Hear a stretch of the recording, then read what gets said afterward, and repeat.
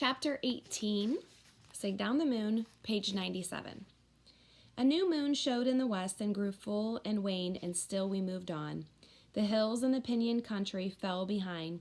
There were few streams any more. When we came to water, we drank deeply and filled our jars to the brim. The land was covered with gray brush and rolled away so far that it hurt the eyes to look. By this time, there were thousands of Navajo on the march. We spread out along the trail for miles, each clan keeping to itself by command of the soldiers, who rode at the head of the column and at the rear. At night, the Long Knives posted guards near all the Indian fires. We now had 6 wagons, each drawn by 2 horses. At first, they carried only water and flour and blankets, but as old people grew lame or sick, the supplies were taken out of the wagons to make room for them. For those who died, we scooped out shallow holes in the frozen earth and laid them there, putting rocks on the graves to keep the wild animals away. My grandmother was the second old woman to die. Somehow she got herself out of the wagon where she had been riding and stumbled off into the brush. She lay down and pulled a blanket over her head. She wanted to die and drove us away when we tried to help her. Food grew scarce. The soldiers sent some of the young Navajo out to kill deer and buffalo, but hunting was not good. People began to eat their pets, and from then on, I never let my black dog out of sight. Before I went to sleep at night, I put a leather rope around his neck and tied it to my wrist as I had at the crone's hut.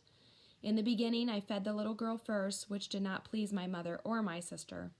When food ran low, I fed her from my share so they could not complain.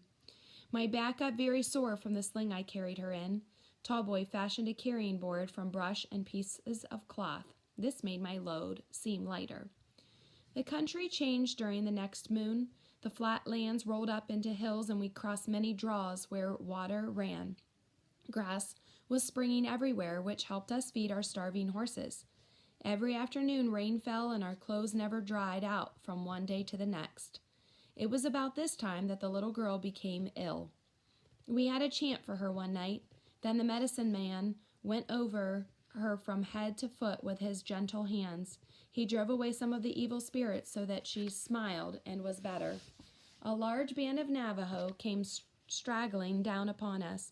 They were ragged and hungry, and many were sick. Many, they said, had died on the trail. They came from the Rim Rock country far to the west. Now the line of people struggling along stretched from one horizon to the other. In the daytime, flocks of buzzards followed us, and at dusk, coyotes sat on the hills and howled. Spring came overnight with fleecy clouds and larks soaring from the grass. It made us happy to know that winter was behind us. Then there was word that we were only 2 suns' march from the end of the trail, from a place near Fort Sumner.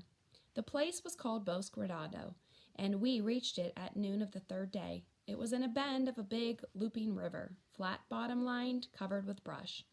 We were on a small rise when we looked down upon it first. My mother had not cried since we left our canyon, but she cried now as she stood there and looked down upon this gray country that was to be our home.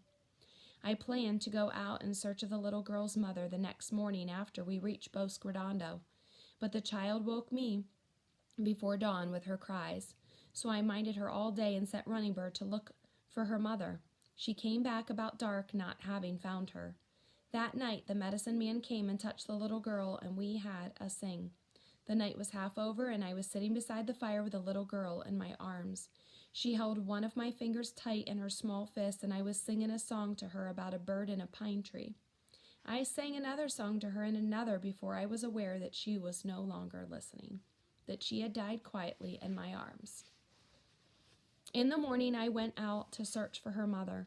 I went to hundreds of lean-tos and fires, and when night came, I lay down in the brush and went to sleep, wondering what I could say when I found her.